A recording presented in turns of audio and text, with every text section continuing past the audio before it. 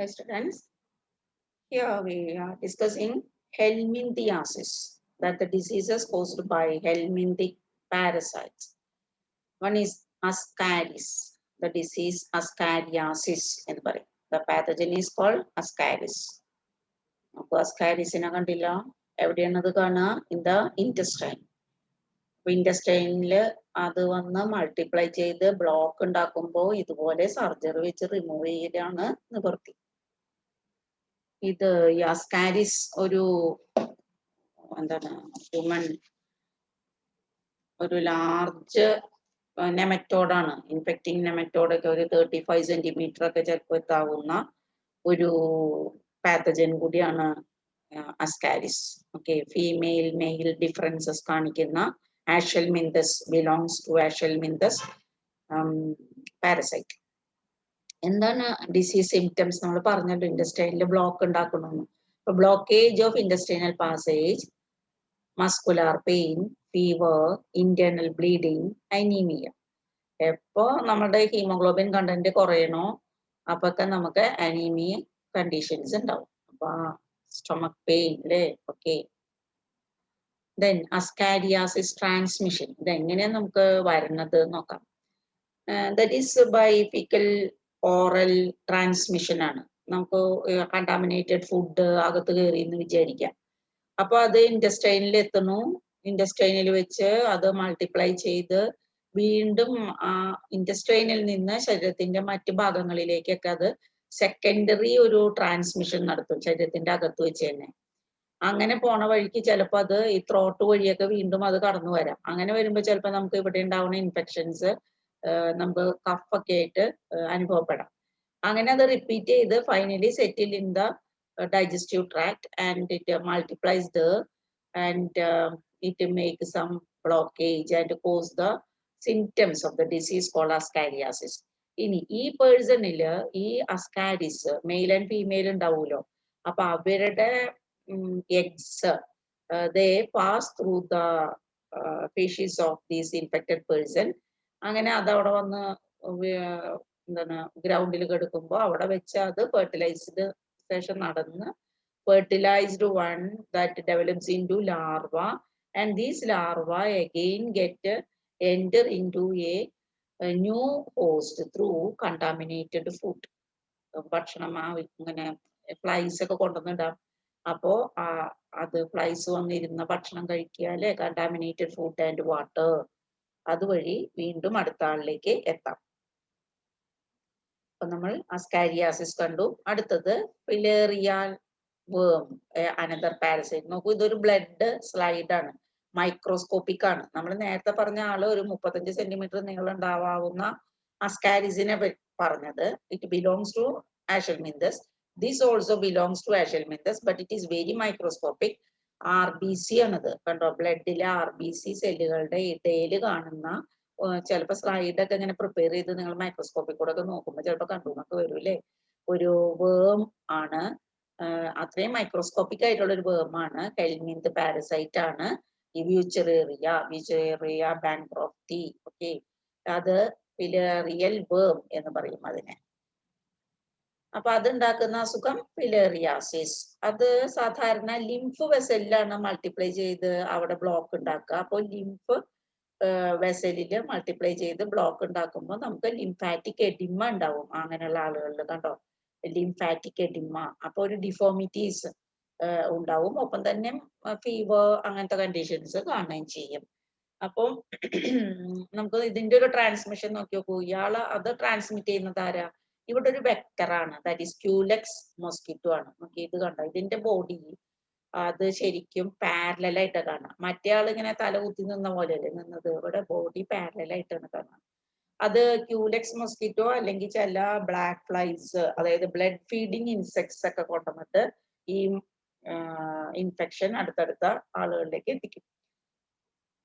Okay, and pathogen enter into the blood, then into the lymph vessels, where it multiplies, making blockage in the lymph vessel, causing an obstruction in the flow of lymph and causing the edema, lymphatic edema. Okay, and the deformities. അപ്പോൾ ഇതാണ് life cycle. ഇവിടെ ഒരു പ്രത്യേകത, ഇവിടെയും ഇതൊരു digenetic parasite ആണ്. രണ്ട് ആളുകളിൽ മാറി മാറി കാണും. മാത്രല്ല ഈ പാരസൈറ്റ് ഇവിടെ ഹ്യൂമൻ ബീങ്ങിലാണ് ഇതിന്റെ റീപ്രൊഡക്റ്റീവ് സ്റ്റേജ് കാണാം. നമ്മള് മലേറിയയിൽ പറഞ്ഞത് അതിന്റെ ഫെർട്ടിലൈസേഷൻ നടക്കുന്നത് മോസ്കിറ്റോയിലായിരുന്നു അല്ലെ. ഇവിടെ ഇതിന്റെ ഫെർട്ടിലൈസേഷൻ സ്റ്റേജ് ഒക്കെ നടക്കുന്നത് ഹ്യൂമൻ ബീങ്സിൽ വെച്ചിട്ടാണ്. ഈ മോസ്കിറ്റോ അതിന്റെ ഒരു കാരിയർ ആവണമെന്ന് മാത്രമേ ഉള്ളൂ, ക്യൂലെക്സ് മോസ്കിറ്റോ. നമ്മൾ പറഞ്ഞല്ലോ പല ടൈപ്പ് ഡിഫോമിറ്റീസ് ആണ് കാണിക്കുന്നത്. ലിംഫ് വെസലിൽ ഇങ്ങനെ കൂടുതൽ ഉണ്ടായിട്ട് ലിംഫാറ്റിക് എഡിമ, അത് സെക്സ് സ്ക്രോട്ടം ടെസ്റ്റിസിനെ വരെ ബാധിക്കും, ചിലപ്പോൾ ജെനിറ്റൽ ഓർഗൻസിനെ വരെ എഫക്ട് ചെയ്യുന്നതാണ്. ഇനി വേറൊരു ടൈപ്പ് പാത്തജൻ ആണ് നമ്മൾ ഇനി പഠിക്കാനുള്ളത്. ആരാ? ഫംഗൈ ഗ്രൂപ്പ് ആണ് അല്ലെ, പഞ്ചയിൽ വരുന്നതാണ്, പഞ്ചൈ പാരസൈറ്റ് ആണ്. അതിന്റെ പേര് റിംഗ് വേംസ് എന്നാണ്. നമ്മൾ കുറച്ച് ഡിഫറെന്റ് റിംഗ് വേംസിനെ പറഞ്ഞു, മൈക്രോസ്പോറം, ട്രൈക്കോഫൈറ്റൻ ആൻഡ് എപ്പിഡെർമോഫൈറ്റൻ. നോക്കൂ, ബ്രെഡ് മോൾഡ് നമ്മൾ കാണില്ലേ, ബ്രെഡിന്റെ മീതെയൊക്കെ കാണുന്ന പൂപ്പല് പോലെ കാണുന്ന ഹൈഫേ പാറ്റേൺ ആയിട്ടുള്ള കണ്ടോ, നേരിയ ഫിലമെന്റസ് ബോഡി ആയിട്ട് സ്പ്രെഡ് ചെയ്ത് പോകുന്ന ടൈപ്പ് ഒരു പാത്തജൻ ആണ് ഇത് റിംഗ് വേം പാത്തജൻ എന്ന് പറയുന്നത്. അപ്പോൾ ഇത് നമ്മളുടെ ശരീരത്തിന്റെ ഉള്ളില് ആ ഡീക്കേയിങ്, അതിനെ ഡീക്കേ ചെയ്യിപ്പിച്ചുകൊണ്ട് മൾട്ടിപ്ലൈ ചെയ്യുകയാണ് ചെയ്യുക. അപ്പൊ ശരീരത്തിൽ തന്നെ ഒരു ലിവിങ് സെല്ലിനെ അത് ഡീക്കേ ചെയ്യും, എന്നിട്ട് ആ ഡീക്കേ മാറ്ററിനെയാണ് ഇത് കൺസ്യൂം ചെയ്യും. അങ്ങനെയാണ് അത് മൾട്ടിപ്ലൈ ചെയ്യുക.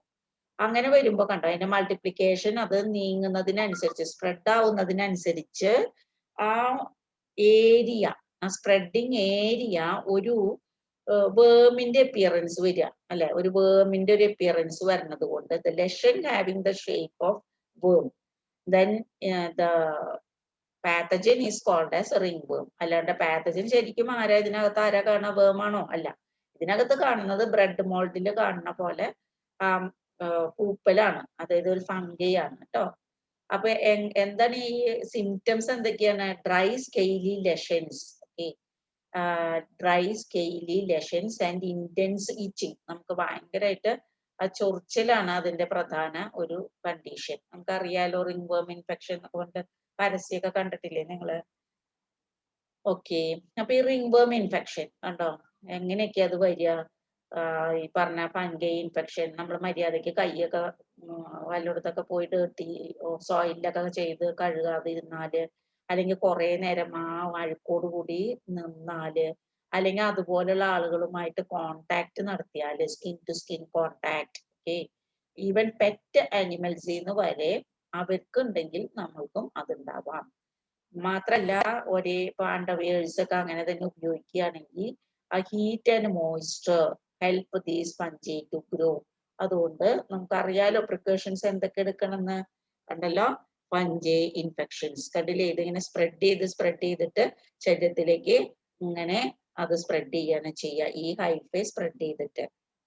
ഓക്കെ, ഇനി നമുക്ക് ഏകദേശം ഒരു ധാരണയൊക്കെ കിട്ടിയില്ലേ, പല ടൈപ്പ് ഡിസീസസ് എന്തൊക്കെ, വാട്ടർ ബോൺ അല്ലെങ്കിൽ ഫീക്കൽ ഓറൽ ട്രാൻസ്മിഷൻ ഉള്ള കുറച്ച് ഡിസീസസ്, ടൈഫോയിഡ് പറഞ്ഞു, അമീബിയാസിസ്, അസ്കാരിയാസിസ്, എല്ലാം വ്യത്യസ്ത പാത്തജൻ ഉണ്ടാക്കുന്ന ഡിസീസ് ആയിരുന്നു. പക്ഷെ എല്ലാം ട്രാൻസ്മിറ്റ് ചെയ്യുന്നത് ഇങ്ങനെ ഫ്ലൈസ് ഒക്കെ വഴി അല്ലെങ്കിൽ കണ്ടാമിനേഷൻ വഴി അല്ലെ. അങ്ങനെ വരുമ്പോൾ നമുക്ക് എങ്ങനെയൊക്കെ നമുക്ക് അതിനെ അവോയ്ഡ് ചെയ്യാൻ പറ്റും. അതുപോലെ നമ്മൾ ഡിസീസസ് എന്താണ് ഇൻസെക്ട്സ് വെക്ടേഴ്സ് കൊണ്ടുവരുന്ന വെക്ടർ ബോൺ ഡിസീസസ് പഠിച്ചു. അഗെയിൻ എയർ ബോൺ ഡിസീസസ് പഠിച്ചു. ബാക്ടീരിയ വൈറസ് ഉണ്ടാക്കുന്നതായിക്കോട്ടെ, it is transmitted through a particular medium. Okay, അപ്പൊ നമുക്ക് എങ്ങനെയാണ് ഈ ഇൻഫെക്ഷ്യസ് ഡിസീസസ് തന്നെ നമ്മളുടെ കൺട്രോൾ ചെയ്യാൻ പറ്റുക? That is maintenance of hygiene. We can maintain this hygiene, controlling these diseases by 3 section. 1, personal hygiene, നമ്മൾ സ്വന്തമായിട്ട് അവരവരുടെ വൃത്തിയെ ശ്രദ്ധിക്കണം അല്ലെ. Then public hygiene, then vaccines. അപ്പൊ 3 ഹെഡിങ് ഓർക്കണേ. Maintaining hygiene and to prevent the infectious diseases in general. Then personal hygiene അറിയാലോ, നമ്മൾ എപ്പോഴും നല്ല ഫുഡ് കഴിക്കുക, നല്ല എന്താണ് ശരീരം നന്നായി ശ്രദ്ധിക്കുക, പിന്നെ സ്വന്തമായി ഇമ്മ്യൂണൈസേഷൻസിൽ പങ്കാളികളാവുക. ദെൻ പബ്ലിക് ഹൈജീൻ എന്താണ്, നമ്മളിപ്പോ നന്നായിട്ട് നമുക്ക് അറിയാം അല്ലെ, ഇത്തരം ഡിസീസസിനെ, എയർബോൺ ഡിസീസസിനെ കൺട്രോൾ ചെയ്യാൻ എന്തൊക്കെ ഉപയോഗിക്കണം എന്ന്. അതുപോലെ വെക്ടർ ബോൺ ഡിസീസസ്, അപ്പൊ എന്ത് വേണം, വെള്ളം കെട്ടിക്കിടക്കാൻ പാടില്ല, അവിടെ ഇൻസെക്ടിസൈഡ്സ് സ്പ്രേ ചെയ്യണം, നെറ്റുകൾ ഉപയോഗിക്കണം.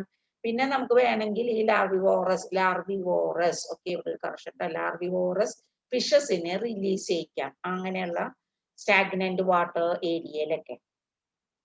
ദെൻ വാട്ടർ ബോൺ ഡിസീസസ്, അതിനെന്ത് ചെയ്യണം, വേസ്റ്റ് അവിടെയൊക്കെ കൊണ്ടിടാൻ പാടോ, എക്സ്ക്രീറ്റ് ഒക്കെ വല്ലയിടത്തും കൊണ്ടിടാൻ പറ്റില്ല. അതുപോലെ എല്ലാ വാട്ടർ റിസർവോയേഴ്സും ഇടയ്ക്കിടയ്ക്ക് ക്ലീൻ ചെയ്യണം, അവിടെയൊക്കെ ഡിസ്ഇൻഫെക്റ്റന്റ് ചെയ്യണം. ഡിസ്ഇൻഫെക്റ്റന്റ് ഒരു കറക്ഷൻ. ദെൻ പബ്ലിക് കാറ്ററിങ്, നമുക്കറിയാം ഏറ്റവും കൂടുതൽ ഫുഡ് നമ്മൾ ഫുഡിൽ കൂടെ വരുന്ന കുറെ ഇതാണ് ഡിസീസസ് ഒക്കെ. അപ്പൊ നമ്മള് ശ്രദ്ധിക്കാനുള്ളത്, നമുക്ക് കിട്ടാൻ പോകേണ്ട ഫുഡും എങ്ങനെയായിരിക്കണം, വളരെ നീറ്റ് ആയിട്ടുള്ളതായിരിക്കണം. അതിന് നമുക്ക് ഗവൺമെന്റിന്റെ ശ്രദ്ധ ഇവിടെ എല്ലാം ഉണ്ടാവുകയും വേണം അല്ലെ. അതാണ് ഈ പബ്ലിക് ഹൈജീൻ കൊണ്ട് പറയുന്നത്. അതുപോലെ തന്നെ ഗവൺമെന്റിൽ നിന്ന് നമുക്ക് കിട്ടുന്ന, നമ്മളുടെ അവയർനെസ് കൊണ്ട് നമുക്ക് വാങ്ങിക്കാവുന്ന ഒന്നാണ് വാക്സിൻസ്. വാക്സിൻ, സ്മോൾ പോക്സ് ഒന്നും ഇന്ന് ഇല്ല, അതൊക്കെ ഇറാഡിയേറ്റ് ചെയ്ത ഡിസീസാണ്. പോളിയോ നിങ്ങൾ കേട്ടിട്ടുണ്ടാവും, കുഞ്ഞുങ്ങളുടെ വായിൽ ഇറ്റിച്ചു കൊടുക്കുന്നത് അല്ലെ, പോളിയോ ഒരു ഓറൽ വാക്സിൻ ആണ്. ഡിഫ്തീരിയ, ന്യൂമോണിയ, ടെറ്റനസ്, DPT എന്ന് പറയും, ബൂസ്റ്റർ ഡോസസ് ആയിട്ട് റിപ്പീറ്റ് ചെയ്തിട്ട് കൊടുക്കുന്ന ഒരു വാക്സിൻ ആണ് അതെല്ലാം. ഓക്കെ, അപ്പോ ഇത്തരം ഡിസീസസ് നമുക്ക് പ്രിവെന്റ് ചെയ്യാം. Okay, thank you children. അടുത്ത ക്ലാസ്സിൽ നമുക്ക് ഇമ്മ്യൂണിറ്റി നോക്കാം.